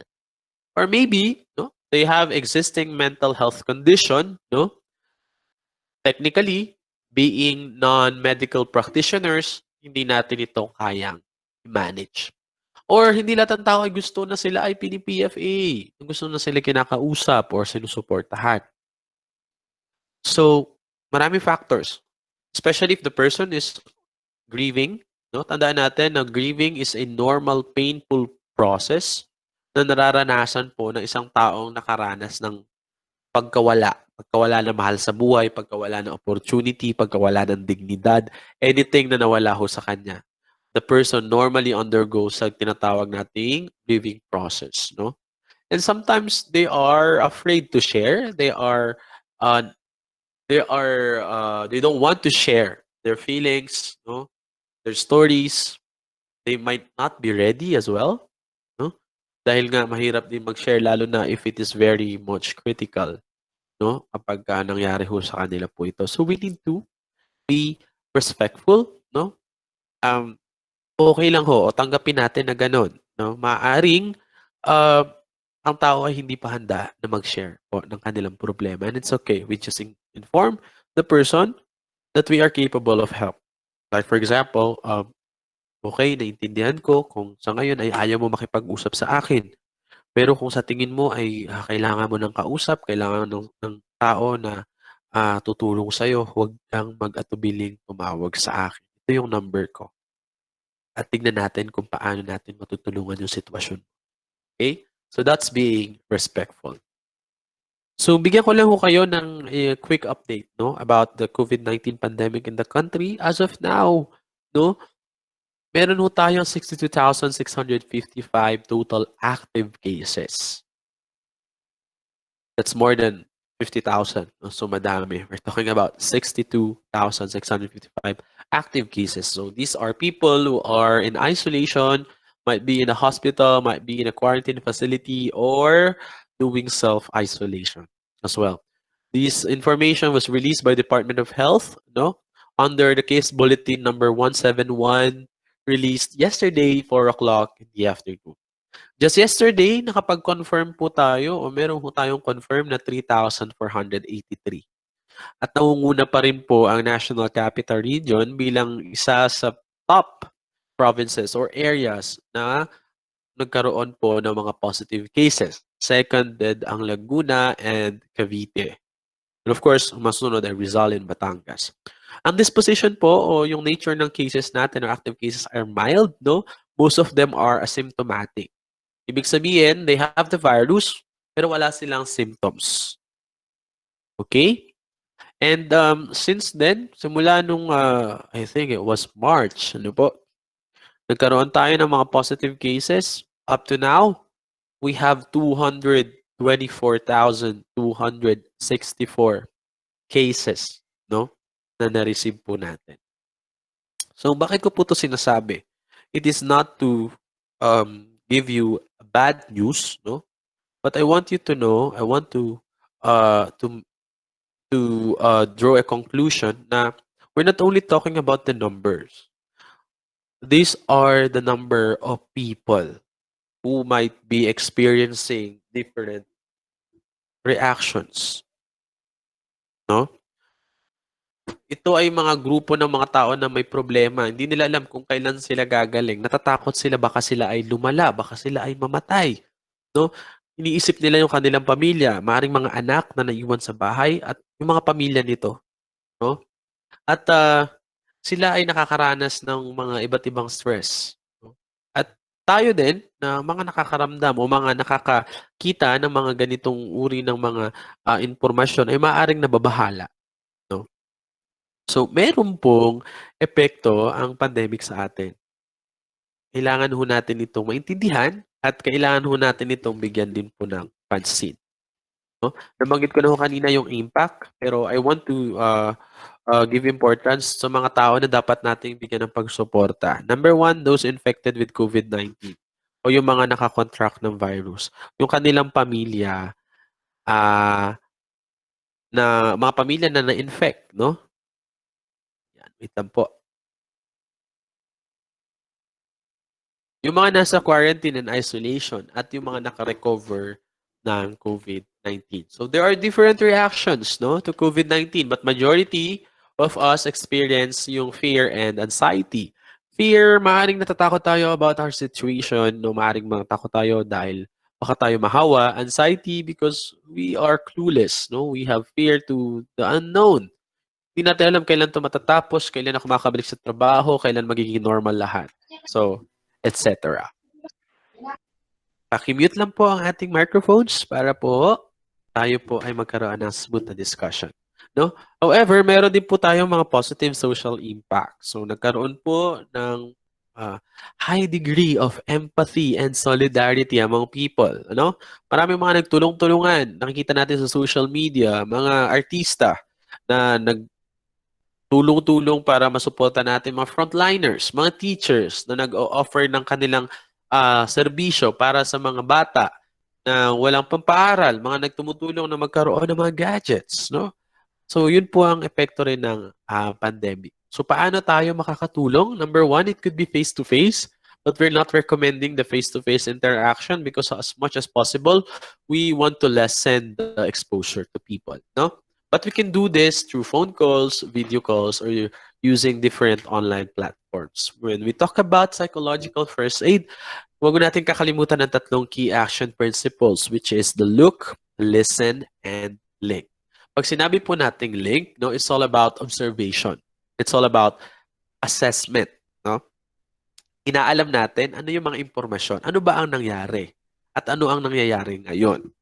Sino ang nangangailangan ng tulong? Ano-ano yung mga safety and security risks? Pag ginawa ko ba ito, it could be, mako-compromise ko ba yung aking safety, ang aking health? Ganun din ba siya? No? Meron ba siyang mga physical injuries or other symptoms ng COVID? Kailangan alam din po natin yan. And ano-ano yung mga immediate, basic, and practical needs ng isang tao at ano yung mga pinapakita nilang emotional reactions. No? So, there are different considerations sa pag-observe po natin o sa pagsasagawa ng look. Okay? Number one is the safety and security. We need to know different infection prevention control measures, no? Yung pagsasagawa ng physical distancing, pagsusuot ng mga proper protective equipment. Number two, kailangan nating maintindihan ano ba yung normal na reaksyon at ano yung mga severe reactions. Later po, I'm going to discuss it very quickly. And we need to know updated information on COVID-19. There's a lot of development, no? A lot of information about COVID-19. So I hope na magbasa-basa ho tayo. Let's find time, no, to learn more about COVID-19. We need to know what are COVID-19 symptoms, no? Para matulungan din natin sila na makapag-seek ng medical attention as well. And we need to recognize groups who may be vulnerable or marginalized. Okay? Yung mga maaaring hindi makatanggap ng pagsuporta dahil sila ay walang kakayahan bilang parte ng isang specific na grupo.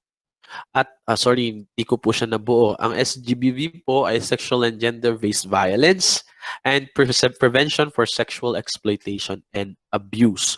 When we talk about sexual and gender-based violence, no, kailangan bilang mga guro, bilang mga individual, alam natin kung paano mag-detect ng mga uri ng pang-aabuso na maaaring maranasan ng isang tao, ng isang bata sa loob ng isang bahay. Lalo tigit kapag naka-pirmi na lang doon ang isang bata, no? So, kailangan during your session sa mga bata, nakikita nyo or meron kayong mga check, no? Chine-check nyo sila. For example, pinapa-on natin ang ating tawag dito, webcam or camera. So, makikita mo doon kung meron ba siyang mga pasa o iba't ibang uri ng pasa. Kung maaaring ang mga bata ay binibigyan mo na ng impormasyon tungkol sa iba't ibang uri ng pang-aabuso. At kung sila ay makaranas ng iba't ibang uri ng pang-aabuso, ay maaaring i-report sa atin.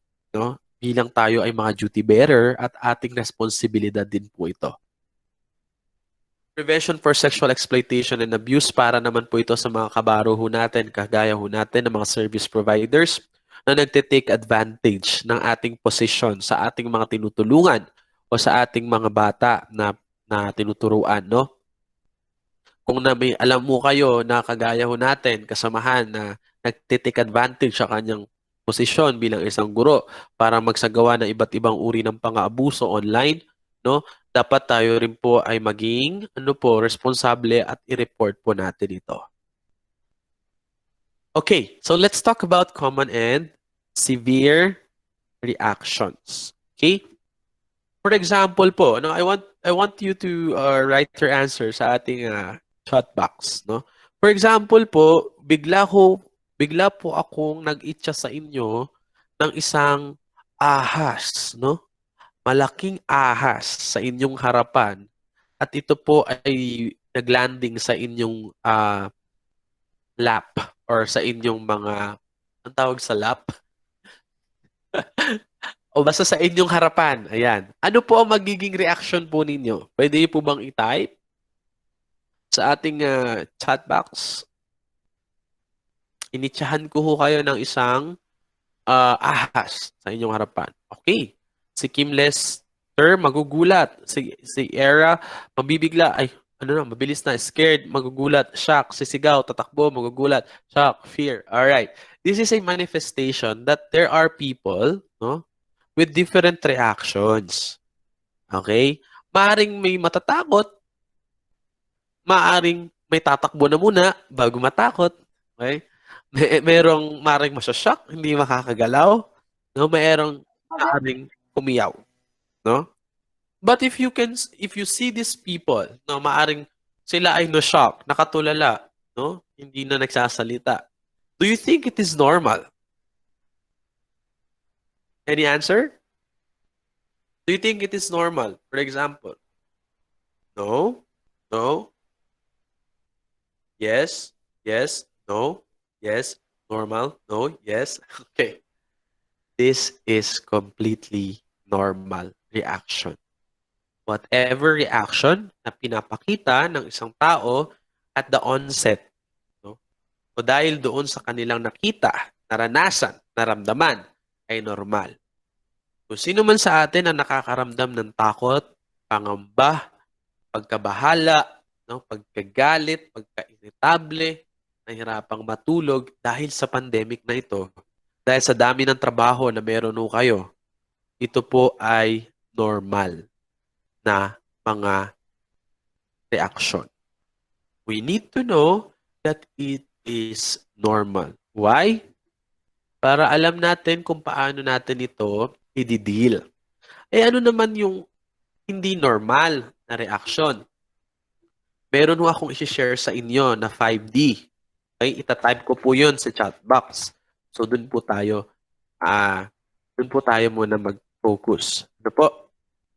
Saglit lang po ha. Wait lang. Meron lang po akong important call.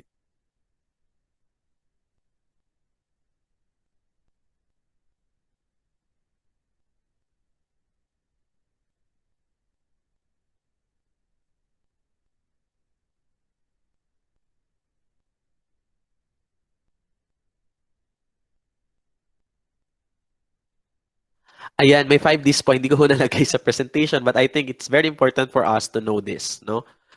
These are the 5Ds that you might consider para po masabi natin na ang isang tao po ay kailangan ng atensyon ng isang professional. Again, no, as non-medical practitioner, hindi ho tayo nagda-diagnose o hindi ho natin sinasabi sa tao na sila ho ay may sakit. Okay?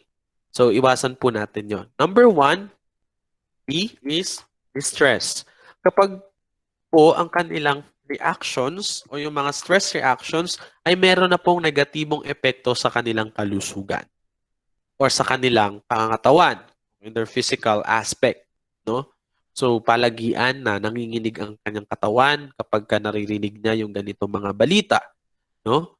So namamayat or maaring dahil hindi makatulog and etc. So that's the number 1, D. Number 2D is duration. Pag sinabi po duration, no, sinasabi ng World Health Organization, if the reaction, no, exceed for more than 4 weeks, no, it is considered as abnormal. Kapag ito ay tumatagal na ng 4 na linggo. Okay? Pero, hihintayin pa ba natin ang 4 na linggong hindi makatulog at makakain para masabi natin na kailangan na niya ng professional na pagsuporta? No? So, meron po tayong tinatawag na dysfunctioning. Pag dysfunctioning, ibig sabihin, the person can no longer, perform sa kanyang mga duty and responsibilities. Hindi na rin niya naaalagaan ang kanyang sarili. No? Hindi niya naaalagaan ang kanyang mga anak. Hindi na siya kumakain. Hindi na siya nagtatrabaho bilang isang guro. No? So, next is deviance. No? Deviance, ibig sabihin kaiba sa mga kinikilos natin. No? So kung may mga iba't ibang mga tayong nakakasama, tapos parang iba yung kanyang kinikilos sa ating kinikilos dahil sa sitwasyon niya, maaring there's something wrong at kailangan makita ito ng isang professional. Or maaring naging iba ang kanyang, mga kinikilos nitong mga nakaraang araw. Hindi ho ganito dati. And lastly is danger. Kapag ka nag-iisip po siya, nasaktan ng kanyang sarili o ibang tao o maaring pagpapakamatay. Narito rin po ang iba't ibang pang mga severe reaction. Number 1, kapag hindi ho makatulog, no? For 1 week or more at naapektuhan na rin po siya nito. Hindi na rin makapag-function ng normal at hindi na rin kayang alagaan ang kanyang sarili o kanyang pamilya. Alam niyo po ba na ang pagbaho ng ating hininga o paglalabas din ng mabahong amoy ng ating katawan ay indikasyon din po na tayo po ay nai-stress, no? Or hindi na tayo naliligo. So, we need to know na kailangan din natin pong gumawa ng mga personal hygiene measures para din po matulungan din natin ang ating sarili. Has lost control over their behavior and is unpredictable or destructive. Next is threatens to harm themselves or others. Starts excessive or out of the ordinary use of drugs or alcohol. No? Maaring hindi siya naninigarilyo, nagiinom dati, pero dahil sa nangyayari ay nag-inom na siya at naninigarilyo. Or before, nagiinom or naninigarilyo, pero ngayon mas dumami ang kanyang paggamit nito. No? Yung chronic health conditions, no, ay kailangan ng specialized support at nagkakaroon na ng iba't ibang symptoms of mental health illness. Kagaya ng paranoia, no, or maaring mga bumubulong-bulong or mga iba't ibang psychotic features. Okay, so after we get to know different reactions, no, ng ating mga taong tinutulungan, so now is the time that we do listening. Okay, listening, no, these are different skills na we need to know para po matulungan natin ang isang tao. Ang pakikinig ay hindi lamang pagbibigay ng ating tainga, no, sa ating mga kinakausap. Kundi dapat alam natin po ito. We need to know how to introduce ourselves. We need to know how to pay attention and listen actively. We need to know how to accept other feelings, calms the person in distress, asks about needs and concerns, and helps the person in distress find solutions to their immediate needs and problem. Okay? So, kung hindi ho kakilala ang kakausapin, you need to know how to introduce yourself. Ako po, ganito po ang aking pagkapakilala, lalo po sa telephone. For example, may tumawag sa akin. Magandang araw po, ito po si Fred, isa po akong social worker ng Philippine Red Cross. Ano po ang maaaring maitulong ko po sa inyo ngayong araw? Gamit ang pagiging marespeto at tamang mga salita ay makakatulong sa isang tao na tiwala o ma-establish natin yung tinatawag po na rapport. At kapag meron na ho tayong rapport, mas madali po para sa atin na malaman ang iba't ibang impormasyon at kung paano rin po natin sila matutulungan. Now, mahalaga din po na matutunan natin kung paano po tayo magpapakalma o tutulungan natin kumalma ang isang tao. Number 1, kailangan matutunan natin ang pagpapanatili ng ating tono, ng ating boses na marahan at dahan-dahan hindi po tayo nagsasalita. Kung napapansin niyo po kung paano ko magsalita, ito ho ay isang halimbawa kung paano po ito sinasagawa. Dahil nasa tono rin ho ng pananalita po natin at nasa mga salitang binibigkas po natin, nakasalalay kung paano po magre-react ang isang tao na ating kausap. So kailangan subukan din natin maging kalmado. Ano po? Ako, nakatanggap na ako ng iba't ibang mga critical na mga sitwasyon at maaaring personal or through phone. At masasabi ko na talagang may mga tendencies, no? Na ako din po ay mawala sa aking pagiging professional dahil minsan nadadala rin po tayo. So we need to try to stay calm, no? Sabihin natin o i-assure natin na tayo ay nakikinig sa kanila. Alamin natin yung mga iba't ibang physical symptoms. I-assess po natin kung nangangailangan po sila ng medical help. Ipaalala natin sa tao kung ano lang po yung kaya nating gawin, no? Kung anong klaseng tulong. And kailangan i-encourage po natin yung tao na gawin ang calm and mindful breathing. Okay? So now, ayan, subukan nga po natin ang pagsasagawa ng mindful breathing. Okay lang po ba para po sa mga naka-on ng kanilang camera? So susubukan natin yung mindful and calm breathing. Wala po kayo ibang gagawin, kundi susundin nyo lang po yung aking sasabihin. Now, this is very effective, especially if kayo po ay nai-stress na or medyo nahihirapan na kayo sa sitwasyon ninyo at kailangan yung kumalma. Or for example, hindi na po maganda ang inyong mga nararamdaman. Okay? So, sa mindful breathing or control and mindful breathing, no, kailangan ho ng kasama. Yung kasama po ninyo ang dadirect po sa inyo kung kailan po tayo mag-i-inhale at kung kailan po tayo mag-exhale. Okay? So, sa ngayon po, ako po yung magsasabi nun. So kung kayo po ay nakaupo, no, humana po kayo ng komportableng posisyon. Kung may mga hinahawakan man po kayo, ay panandaliang alisin po ninyo ito sa inyong mga kamay, no? Kung makakatulong ang pagpikit para po kayo ay makapag-concentrate, ay gawin po natin ito. Okay? Alright. So pag nagsabi po ako ng inhale, no, tayo po ay hihigop o sasagap ng hangin mula sa ating ilong, no, pababa sa ating tiyan. At sikapin nating punuin ito ng hangin hanggat kaya natin. At pag sinabi ko pong hold your breath, pipigilan ho natin saglit o panandalian ang ating paghinga. At kapag sinabi ko naman pong exhale, dahan-dahan po nating ilalabas. Uubusin natin yung hangin na in-inhale po natin kanina hanggang po maubos ito mula sa ating bibig.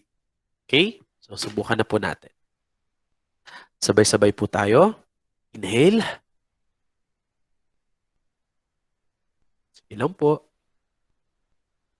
Exhale. Right? Very good. Isa pa po. Inhale. Sumagap po tayo ng hangin. No? Punuin po natin ang ating tiyan. At dahan-dahan po natin ibuga sa ating bibig. Exhale.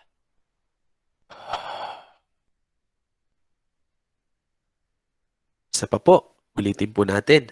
Inhale.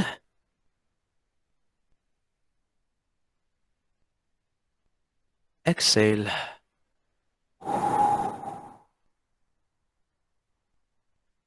Isa pa po. One last. Inhale. Punuin po natin ang ating tiyan ng hangin hanggat kaya po natin. At ilabas po natin sa ating bibig. Exhale. Alright. Very good. Okay? So yun po ay isang example na pwede natin gawin, no, through distant support sa ating cellphone. Kapag tataranta yung kausap natin, no, i-ano po muna natin sila, sige, tulungan kita dahil naririnig ko na nahihirapan ka ngayon na magkwento. So tulungan natin na kumalma yung ating sarili. So sundan mo ko, sabay tayo. Okay? Something like that. Right? Ipakita rin natin, ipaalam natin na tayo ay meron pong interest na tumulong sa kanila. Iparamdam natin ang ating empathy, no? Ipaalam natin sa kanila na naiintindihan natin sila at okay lang na ganun ang kanilang maramdaman dahil sila ay nakakaranas ng isang sitwasyon.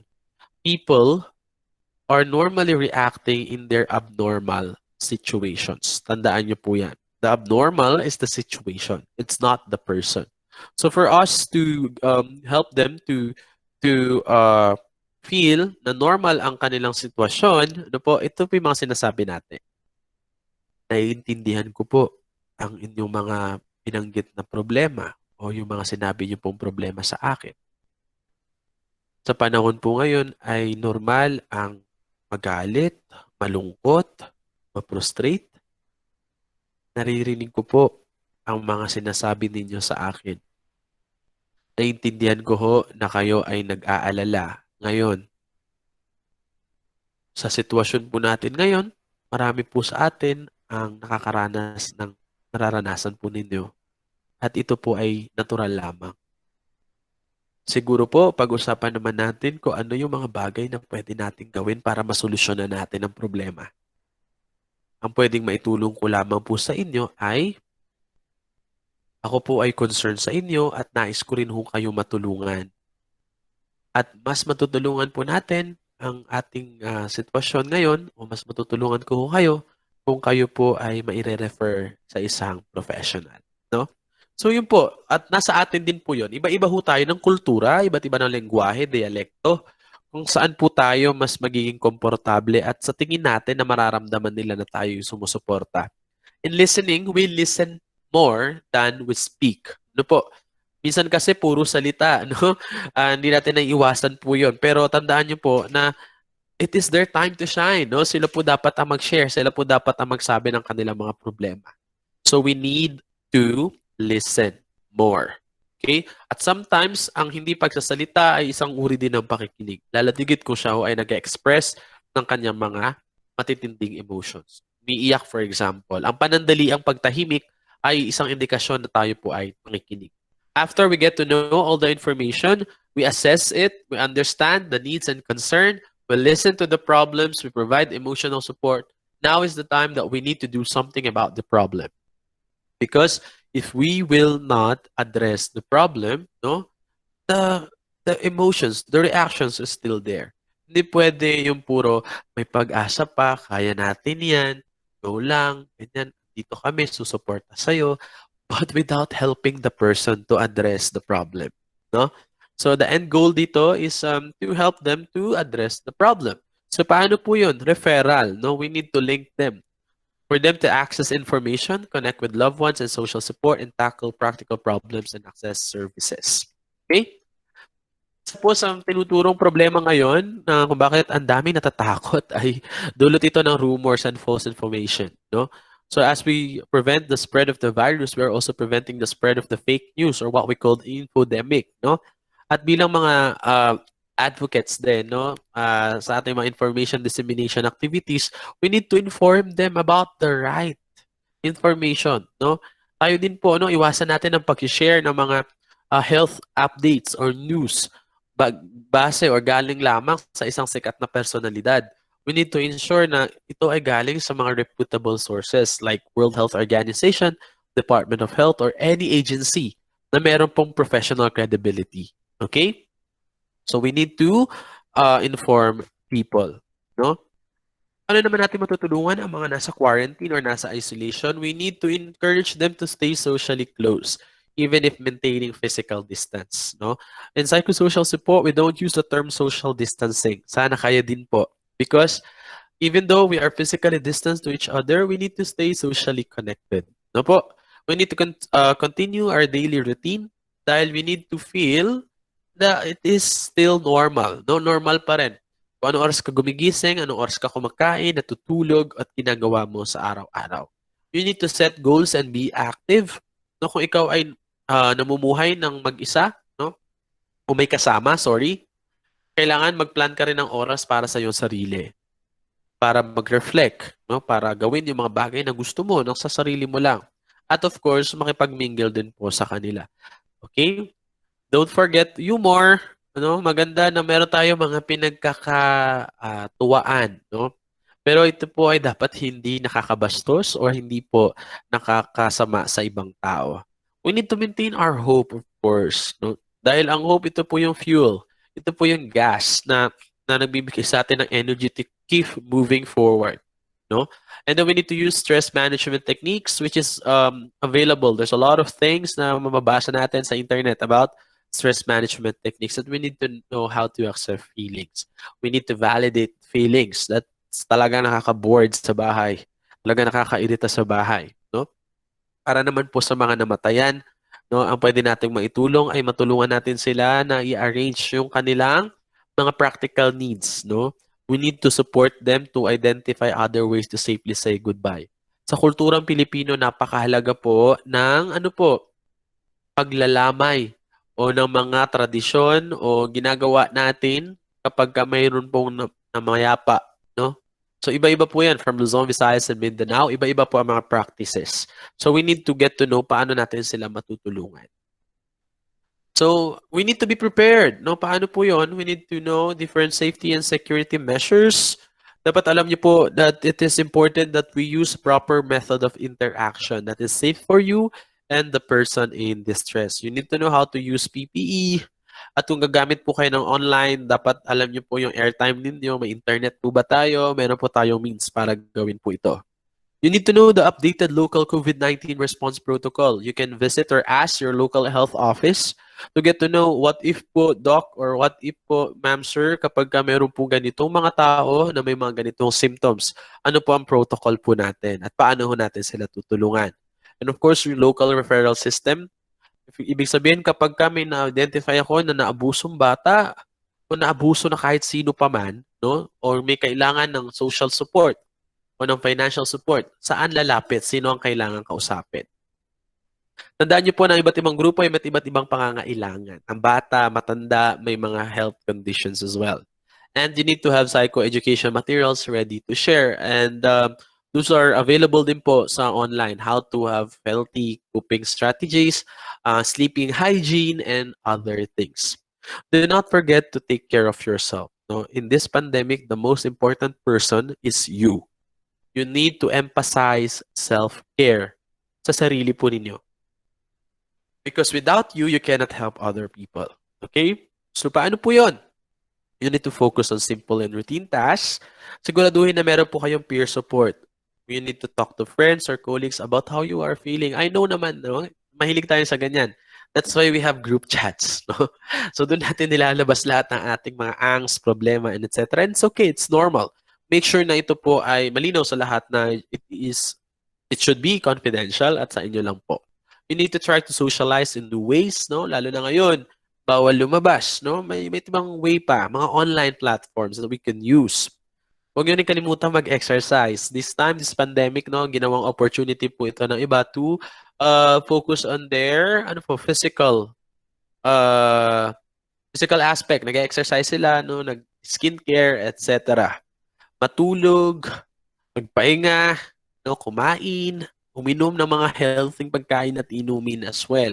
Huwag na ho tayo mag-inom o gumamit ng iba't ibang substances.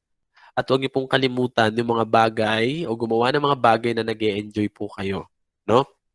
Maaaring yung mga hindi nyo po nagagawa noon, gawin po natin ngayon. Ang daming nakaka-discover ng kanilang mga talents or maybe rediscovering their talents. Nung mga bata sila, ganito yung ginagawa nila. And ngayon, dahil we have a lot of time, no, to do these things, so i-discover natin na may maganda pa rin sa ating mga sarili. Mga sirang gamit sa bahay, no? Lalo sa mga tatay natin dyan. No? Maaaring ito na yung time para gawain natin or gawin natin yung mga bagay na hindi natin nagagawa before. And kapag kailangan po ng tulong, huwag niyo pong kalimutang humingi ng tulong. So if you want to learn more about this, you can visit the pscenter.org, the www.who.international, and the mhpss.net. Maraming salamat po, and I hope na may mga natutunan po tayo sa ating topic ngayong araw po na ito. Pasensya na po kayo if tayo ay nag-extend ng malaking oras, no? Pero sana po nag-enjoy nyo naman ang ating interaction, ang ating discussion. And please stay at home, no po? Keep safe, always wash your hands, and keep physical distance. We need to help those people around us so they can cope better as well. And do not forget to look after yourself and your well-being. Again, this is Fred Morales po. Maraming salamat and mag-ingat po tayong lahat. So if you have any questions, I think Sir Mark will help me to capture, I think, 3 questions na kailangan nating sagutin. Yes po. Sir, karamihan na nababasa ko sa ating chat ay nagpapasalamat po sa sharing nyo po. Meron lang po tanong si Ma'am Kenneth. Can we get a copy of your PowerPoint for reference? Sir? Okay. What I can share is the first presentation po. The second presentation is our material for the trainers po. Ginagamit po namin siya para po gamitin sa paggagawa din po ng webinar. But again, nabigay ko po sa inyo kanina yung lahat ng mga links kung saan mababasa nyo po doon. No? Pwede naman po, magbasa po tayo doon. And of course, meron po tayo sa DepEd, no, na I think they call it CIS manual, no? So baka pwede rin po natin yung gawing guidance, no? Sa pagsasagawa din ho ng psychological first aid. But please, no, understand na ang pagbibigay po ng psychological first aid ay hindi lamang ginagawa sa first 2 weeks ng klase at hindi lamang po ito tungkol sa pag-attend ng mga modules, no? Maring gawing pagkamusta sa kanila sa bahay, tawagan natin ang kanilang mga magulang, alamin ang sitwasyon, ano yung mga problema, at paano natin sila matutulungan. I think that is the best way to reach them out and to provide psychosocial support. So yun lang po. Any more questions? Meron po ba bang mga katanungan? Pwede na po nating ilagay sa ating chat box. Si Sir Delphine Tesoro Sige sir, Kuya JM. Masahin po natin yung from tanong. OISCA. What Sige. is the differences between MHFA and PFA? Okay. Actually, honestly speaking po, no, meron po talaga tayong mga misunderstanding about terminologies, no? Because different organization has different mandate, have different approach as well. Pero it only talks about mental health and psychosocial support, no? Mental health first aid and psychological first aid is the same by its essence, no? Sa pagbibigay po ng pagsuporta. Parehas po sila in a way na tinutulungan natin na ma-identify yung mga tao na meron pong mga severe reactions. Tinutulungan natin sila na maka-access ng support. And for those who are manifesting normal reactions, we help them to feel calm and safe. So, usually, parehas lang po yan. And baka nga po magkaroon din kayo ng, confusion kapag nabasa po natin yung PFA ng DepEd. Kasi it's activity-based, no? And talagang learner-centered approach. Something like that. So, it's more on activities. Unlike yung parang normal na conversation na one-on-one. Yan. Thank you, Sir Pred. Sir, another question. Ito po, second to the last po. What if the teacher is the one needing PFA, sir? Wala namang nakakaalam na kailangan niya yun. Sabi niya ganun. Okay. Number one, there should be a system in place. No, within the division or within the local division, meron dapat po tayong tinatawag na supporting mechanism, in which pinapaalam natin in all the teachers that if they need support, especially mental health support, there is a focal person na kakausapin. Okay? Or maybe you have resident guidance counselor, a registered guidance counselor. And paano daw kung ikaw mismo, at wala namang alam, I don't want to share. I don't want to talk about it, This time we need to learn yung tinatawag po nating self-help behavior, na alam natin na kailangan natin ng tulong. So, we shall not hesitate to find or seek support from others. Please po, if you feel that everything is not normal sa nararamdaman po ninyo, magpakonsulta po tayo o mag-seek po tayo ng support. Ang pagpapakonsulta sa ating mental na well-being or in our mental health ay kagaya lang po yan ng pagkonsulta sa ating mata, pagkonsulta sa ating mga ipin, pagpunta sa dentist. Kung tayo po ay inuubo na ng 3 araw hanggang 5 araw, pagkonsulta sa doktor, ganun lang din po yan. It's the same. We should normalize yung ganun pong uri ng gawain. Kasi talagang I understand, nakakatakot. Pag sinabing, saan ka pupunta? Magkapa-check up ako saan? Sa isang psychiatrist. So, maaaring ma-stigmatize tayo, Maaaring natatakot tayo hindi dahil sa sakit, maaaring natatakot tayo dahil sa baka ano yung makita sa atin ng tao. That's why we want to intensify yung awareness raising patungkol sa mental health, maintindihan natin that this is important as our physical health. And according to WHO, there is no health without mental health. Last question. Thank you, Sir Fred. Last question po, in what level the teacher could apply first aid and what level the teacher couldn't? Okay. Again, we define PFA as knowledge, a set of knowledge and skills that we can use, that we can integrate in our teaching profession. Maybe before, hindi tayo ganun ka understanding sa mga bata. Or maybe before hindi natin alam na yung mga bata pala ay may psychological well-being na kailangan nating tignan. Or before hindi tayo gumagamit ng supportive communication in dealing with children, po.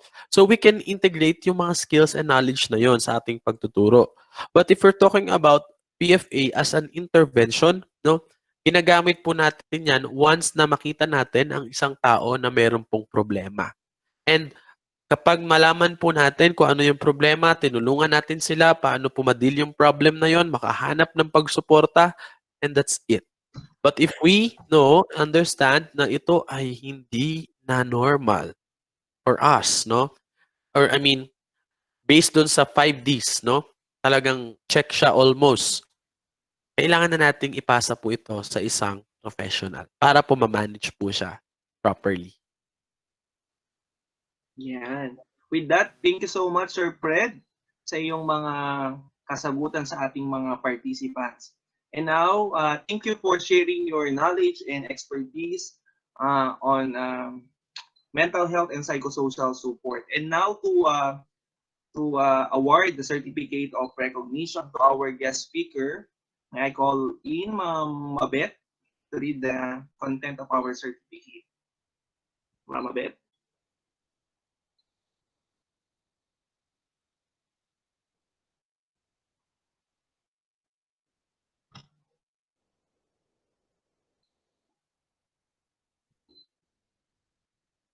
Nakamute po yata Kuya JM.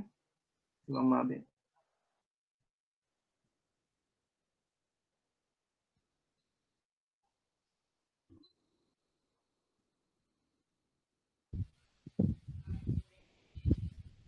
Yan. Okay na po. Okay na. Okay.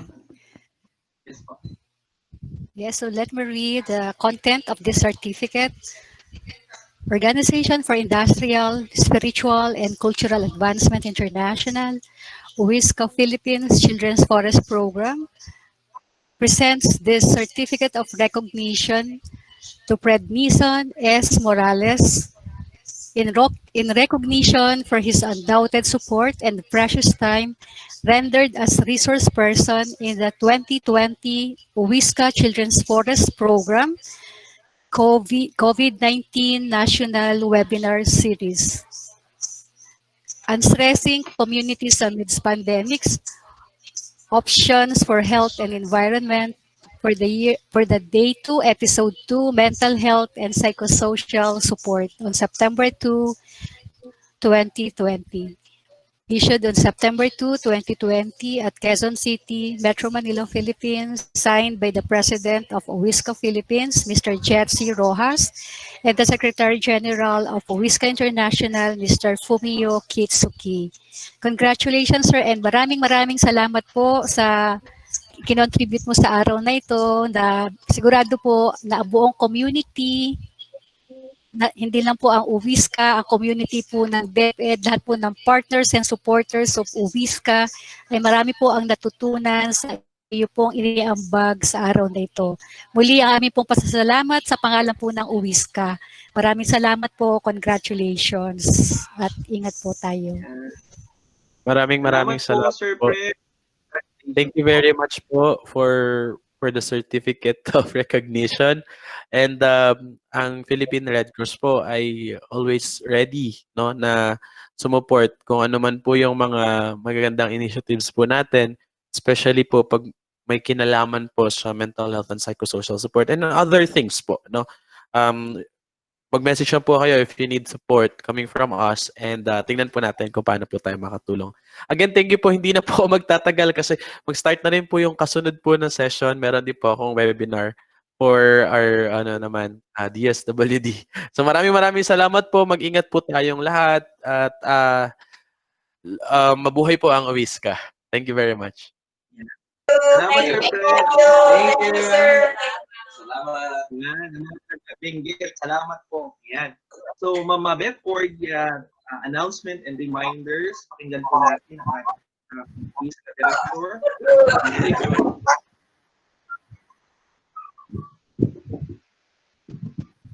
Saglit lang po. Okay, so bago po, meron po tayong dalawang evaluation forms na sasagutan. Mamaya.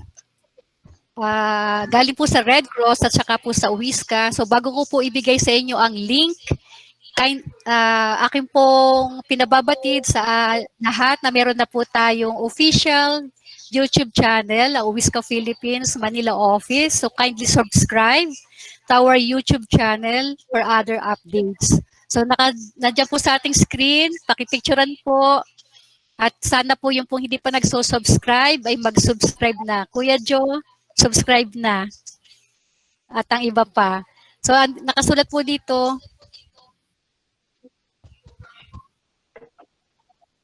Siyempre naman, lahat kayo.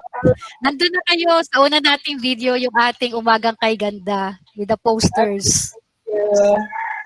Nandun na.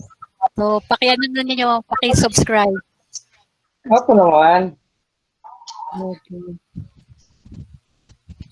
Yung evaluation. Okay.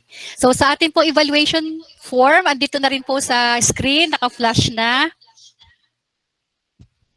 Ang deadline po natin para tanggapin ang inyo pong mga sinagutan, filled up evaluation form hanggang September 3, bukas po ng alas 6 ng hapon.